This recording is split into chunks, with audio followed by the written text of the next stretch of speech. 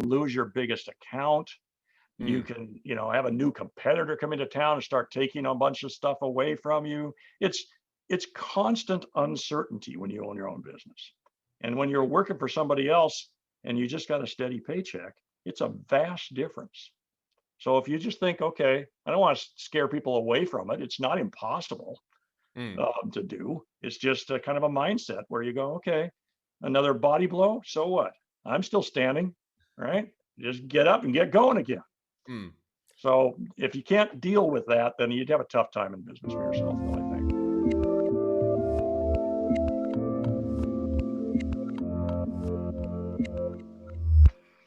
Hey everyone, this is Devin Miller here with another episode of the Inventive Journey. I'm your host, Devin Miller, the serial entrepreneur that has grown several startups into 7 and 8 figure businesses, as well as founder and CEO of Miller IP Law, where we help startups and small businesses with their patents and trademarks. Now, and if you ever need help, feel free to reach out to us at strategymeeting.com, and we're always here to help. Now, today we have another great guest on the episode, and it's Gary and Brose, I think is the last name. Gross, yes. Brose, close. And so Gary, he went to never took one college business class because he never looked or thought of himself as being a business guy. But I think if you mentioned right, you did. You got into delivering pizzas during college. You went and worked for FedEx for a period of time, and you after about 5 years of FedEx, you decided FedEx wasn't fun anymore. So you quit FedEx, moved to Seattle, then started I think a small courier business that was underfinanced or didn't quite go as well. So then you realized what you wanted to do is a bit different. So you made some adjustments and pivots and kind of brought you to where you're at today. And with that much, and I won't steal your thunder too much. So with that much as an introduction, welcome onto the podcast, Gary. Thanks, Devin. Glad to be here. So I gave just a small snippet of your journey, but maybe take us back to kind of going into college, never taking a business class, delivering pizza, working for FedEx, and kind of tell us how your journey started. Well, I just, I wasn't sure what I wanted to do. I was in college and I'd be fascinated by one subject after another, and I could never make a decision on what I was going to major in. So I did what they call a general studies, right? Mm, Where you have to write your own major out. And mm, I said, okay, urban planning I like, and poli sci, and a little, public relations, advertising kind of stuff. And I threw them all together and just created a general studies uh, major so that I could mm. just graduate, right? I wanted to get out of there and get into the world, but I still didn't know what I wanted to do. And I just was fairly certain I didn't want to be in business, be a business dude, right? And Sure. and so I worked for FedEx right after I Mm, got out of college because it was paying pretty well for those days. This mm, is 1975, right? mm, And I was making a big 485 an hour or something, and thought that I was rolling in it.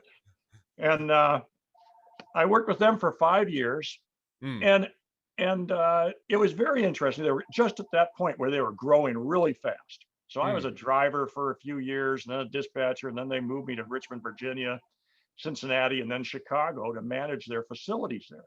I mm, didn't have an ounce of an idea what I was doing. It just, mm, it was where I was learning on the job. I didn't know what a P&L was. I mean, mm, I had no understanding of things, but I was good at managing people. mm, And that was just sort of natural for me. I don't know why. And it was. And so I actually grew up during those years with FedEx thinking to myself, this is actually kind of fun. Because back in those days, they let us run the station, run the whole city, right? And there are very few, I mean, they'd make the pricing decisions, but there were very few policies in place. It was like running your own business. And I thought, oh, I kind of like this, right? Then mm. I got to the point where I got higher up and it started becoming more bureaucratic and the company changed. And nothing against FedEx at all. It's a great company, but it didn't match what I wanted to do. So by that time, I Mm. had the bug. I wanted to run my own business, right? So I moved back to Seattle and looked for a business to buy. Found a little courier Well, firm. let me dive in just Yeah, really quick. So you're working with FedEx, 5 years. That's a good little amount of time, and get some experience, get that, get some experience under the belt. So what you say you kind of got worn out. What was it about the FedEx? Was it wanted to make more? You didn't love the work anymore? What was it made you to say, hey, I'm gonna leave that and go back to Seattle and try my own or my hand at my own courier business? I think there was an epiphany I had when I had a senior manager, a vice president of the region for FedEx, Mm, decide that they were going to make some changes on the personnel rules. mm, And my job was to put a happy face on that and tell all the employees why it was really a great idea, because I had to be following orders, right? mm, I was a station manager, not a VP. So um, I just found myself not appreciating that opportunity, right? mm, It wasn't fun. mm, Everybody knew I was lying through my teeth. I didn't think it was a good idea. And I thought, boy, this is just the beginning. This is mm, what I got to look forward to as long as I'm working for somebody else in a management role. mm, And at that moment, I decided to give my 30-day notice and left FedEx, moved back to Seattle during a recession, and looked for a business to buy. And I had no idea what it was going to be. But I told my wife, "Don't worry, it's not going to be in the courier industry." mm, Well, I couldn't find something that intrigued me, and then I mm, found this little business and thought, there's only 3 employees, but I can build this up. I can make it happen. mm, So I bought them, but I was underfinanced for a long period of time, and mm, uh, and it was a challenge. But I still own that company. I'm still running it along with its new variations, and it's bigger and different completely from what I bought it when I bought it. But I like the business. It's kind of a satisfying thing. Every day people are giving you deliveries, packages that have to be from mm, point A to point B in a certain amount of time. And it's mm, like a puzzle. It's a mm. logistics issue totally. And it's just, I still enjoy it.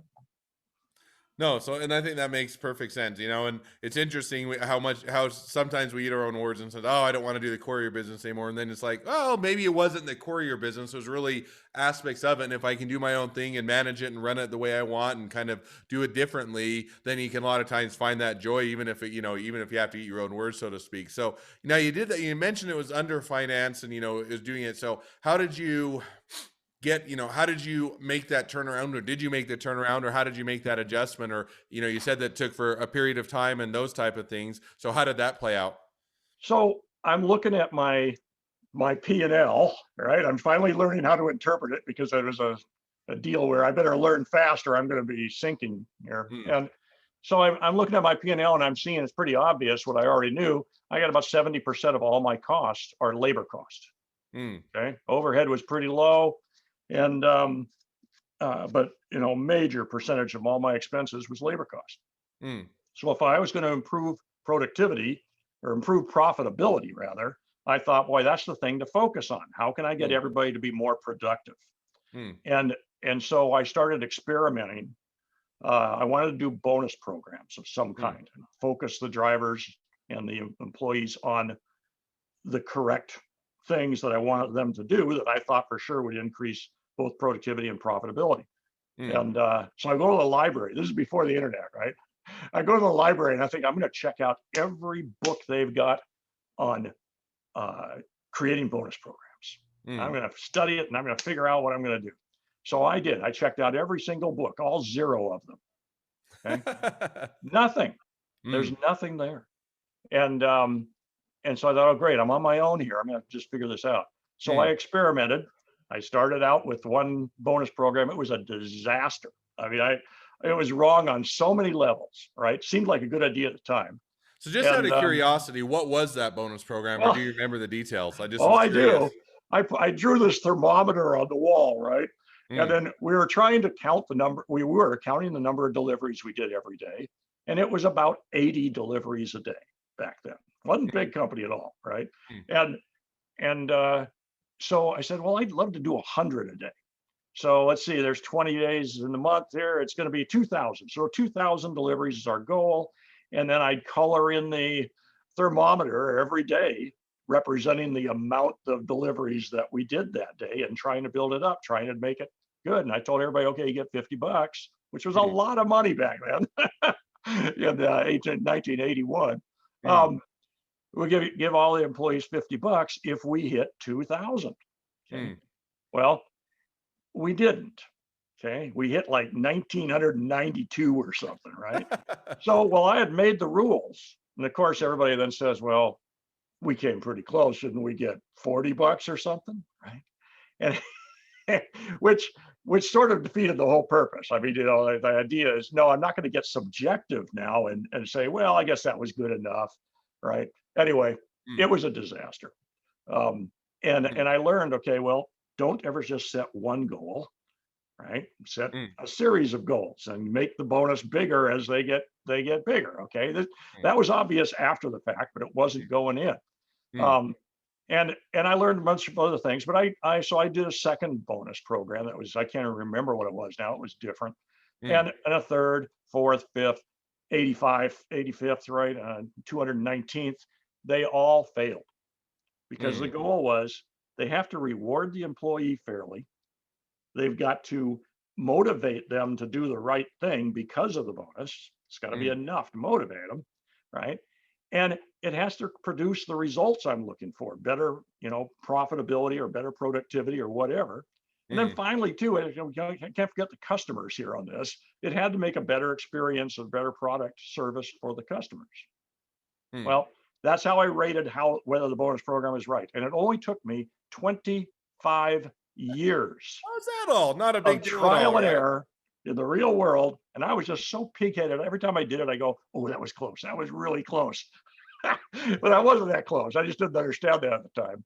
Um, and and then after about 25 years, Mm, I had identified what I call the 8 essential elements of a quality bonus program. And then after I figured that out, every bonus program worked. Every one met all the qualifications. so now So dive in a that little bit. that So was a you long journey.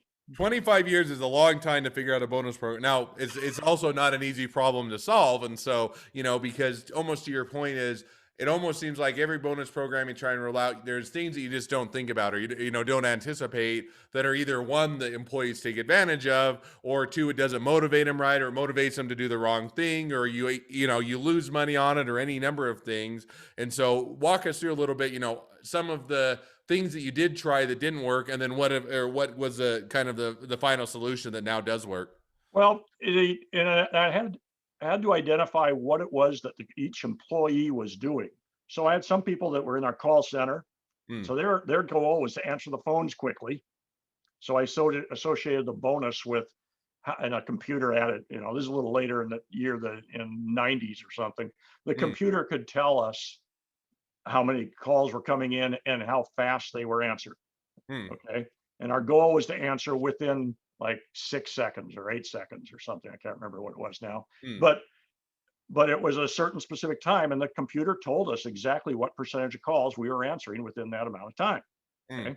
So we were able to what I learned with the bonus programs, it can't be subjective. It has to be very objective, right? mm, It's just numbers. You make the numbers, you get the bonus. You don't make the numbers, you don't get a bonus, mm, right? It's cut and dry. But anyway, so I set this goal. I said, okay, we want 95% of all the calls to be mm, answered within 8 seconds. Okay. mm, So, and the bonuses is X number of dollars for a month. Okay. At the end of the month, we are seeing what we average for the whole month, and then you get your bonus. Okay. Well, mm, well, the very first week we're trying this thing out, we had 2 people out sick. Okay. Now we have less people in there to answer the phones, and we were busier than usual. So for after the very first week, we'd done like 82% or something. mm, Well, if you do the math, you're going, well, wait a minute, is it even possible to get the 95 by the end of the month? mm, And it was, but we'd have to do like 99.8% every day for the rest of the month, right? It was just mm. ridiculous. So everybody else did the math too. And that was the end of that one. After 1 week, nobody cared, right? Because they're No saying incentive. it's so hard to achieve or so unattainable that it's not worth putting in the effort in the first place. Right, right, right. It wasn't gonna. There's no way to do that percentage anyway. It's not realistic. Because the calls always come in groups, and you can't plan for everything. So, anyway, so I learned, okay, that doesn't work. So when Mm, you're playing with percentages, you got to make sure you're not going to get to the point where somebody either makes the goal real early and then kicks back, mm, or screws up the goal early in the period and then and gives up. can't recover. Okay. Mm, So we changed that to a daily goal. And instead mm, of being monthly, and I'm not still paying the bonus monthly, but mm, every day based on the performance for that day, we would add X number of dollars to the pool of money that would be distributed between everybody. And Mm, so if they did over 95% that day, they got the maximum amount in. Okay. mm, Now everybody was focused. What I really learned is you have to minimize the time period that you're dealing with to keep people focused on it. mm, Quarterly bonuses don't work. Monthly works, or every payday works, mm, right? Otherwise, they can't stay focused on it. And your goal is to keep them really focused on it. So that's pretty much all they're thinking about. Because mm, I know in this industry, the customers get really upset when you're not answering the phone fast. mm, So you got to answer it quickly, or else they don't call back next time. They call some other service. And the mm. whole service is based on lots of repeat business. So anyway, we learned that lesson about the time period and about how to work with percentages so that they don't work against you. And we still had a few days where they, got off to a terrible start early in the morning and recovered kind of, but we gradiated the goals, Mm, tiered them, right? So they mm, still get more and more if they just get up a couple more percentage points. mm, And I just learned from those kinds of experiences how to design these bonus programs. And that, if you just focus the program mm, on one specific uh, measurement, one specific thing you're measuring at a time, then mm, everybody's thinking about that one thing. And that's the one thing that you can either prove or you're convinced increases your volume of business or decreases your cost or increases productivity, however you want to say it, mm. to make a big difference on the bottom line. So I wrote a couple of books about this after I realized, okay, I finally figured it out because I didn't think everybody else wanted to do 25 years of trial and error. If somebody had told me when I started that, oh, by the way, it's going to take you 25 years to figure this out, I would say, well, I'm going to come up with some other idea then because I'm not going to do this anymore. You would have given, but I think that's almost all business. If you knew on the front end what it would take to get the business successful and up and going and figure things out, I think almost everybody would give up, right? Because Yeah. you Oh, always, yeah. I think it's the entrepreneur in a good way, but it has a bit of self denial in there in the sense that if you didn't have a bit of optimism or self denial, you would never dive into things in the first place. And yet, because you have that sense of optimism, you're willing to take on the challenges and eventually figure it out, even if it takes you much longer than anticipated. Yeah, and I always say, I'm an optimist because why wouldn't I be? I mean, who would do this? And who in their right mind would run their own small business if they weren't an optimist? I Hmm. mean, it's tough enough as it is without going through this stuff. So yeah. So now you've done that. So you've spent 25 years. It was all the same business, building the business, the courier Well, business. I bought and purchased a bunch of other delivery companies and merged them in, but I also started a indoor family entertainment business, Mm, miniature golf and batting cages and that kind of thing, and video games. And I ran that for 15 years at the same time and did a lot of the same concepts with the employees there. Um, and I bought and started a road repair service and a couple other different things, a little computer game company, and just whatever I thought I had the energy to jump into. And it's been fun. It's been a ride, right? And hasn't been it hasn't been the get rich quick process by any means, but it's rewarding. I got a lot of friends who used to be employees or still are, and yeah, it's I enjoy it. I mean, I know now that I've done this, I could never either go back now to work for somebody else, mm. or I could never have lasted 40 years working for somebody else. I would have blown up or something. No, makes perfect sense. So it sounds like a lot of fun things along the way. Learned a lot, and I said now I think as we talked a bit, you're getting towards towards the end of career, looking at or a kind of maybe taking a step back. And if I'm putting words in your mouth, by all means, put them back. But looking and saying, okay, I've been doing courier, I've been doing these businesses. Now I want to go in and share my knowledge a bit. And you've written a couple books. Maybe you can focus a bit more on speaking gigs and kind of sharing the knowledge that you've accumulated. Is that about right? Yeah, I've been trying to do the speaking thing and consulting thing more, and I have a little bit at times, but I'm still running the businesses, the courier businesses, daily. Mm. and we're 24/7. So it takes a lot of energy. Um, But maybe you take the 100 hours a week and now you only have to work 80 hours a week and do yeah, right. That too. And I tried to segue to that. it. And I have gotten freed up more than I used to be, definitely.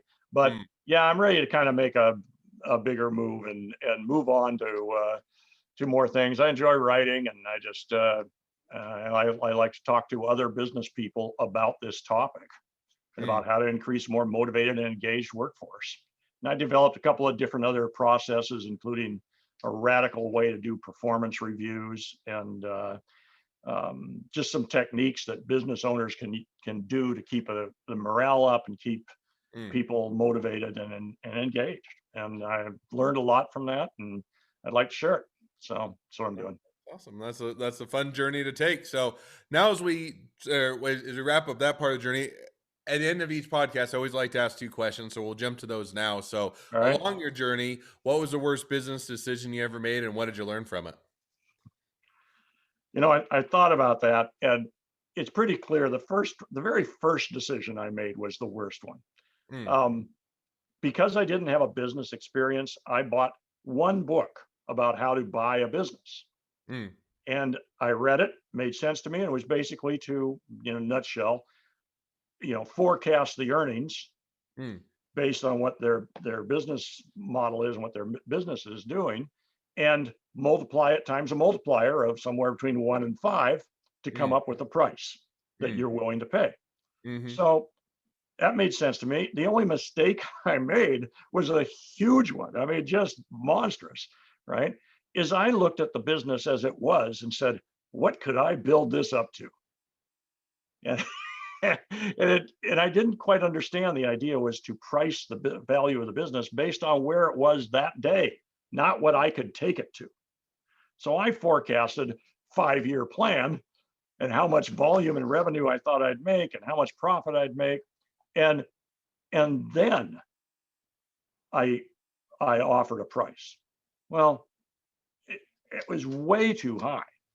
I mean, I overpaid by what I know, I overpaid by a lot. I mean, a ton, mm, 6, 8 times more than it was worth.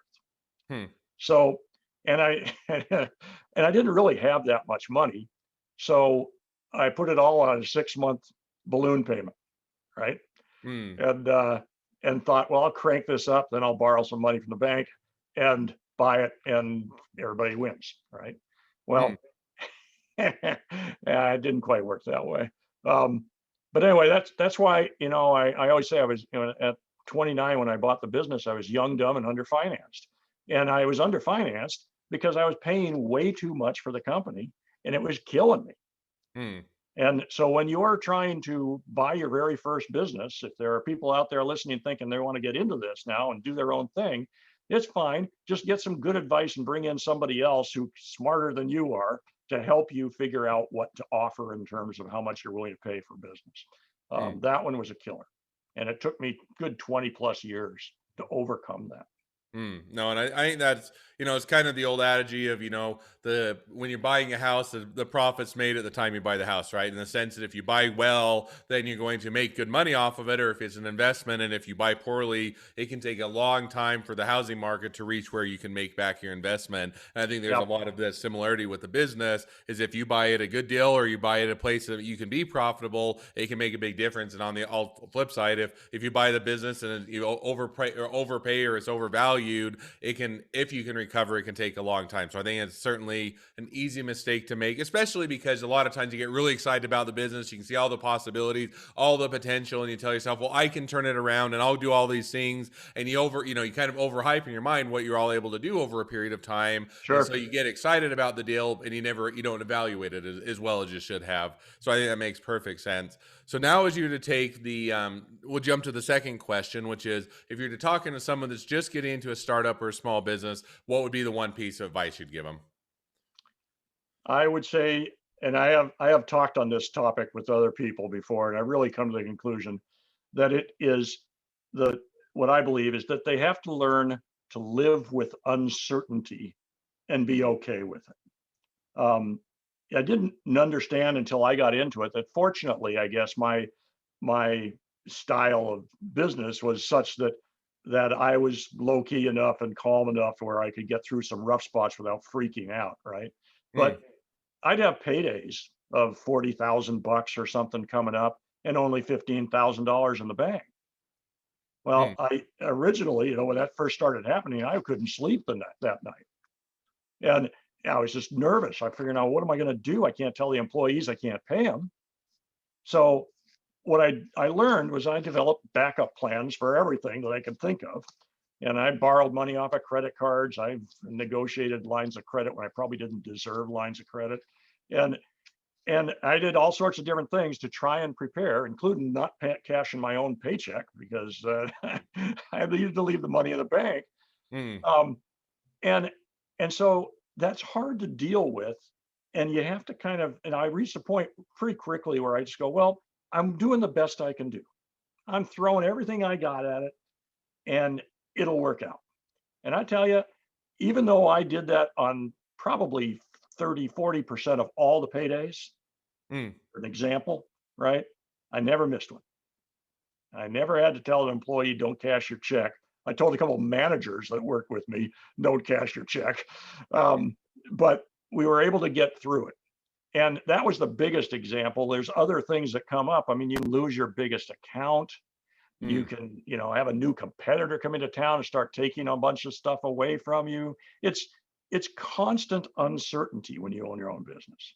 And when you're working for somebody else and you just got a steady paycheck, it's a vast difference.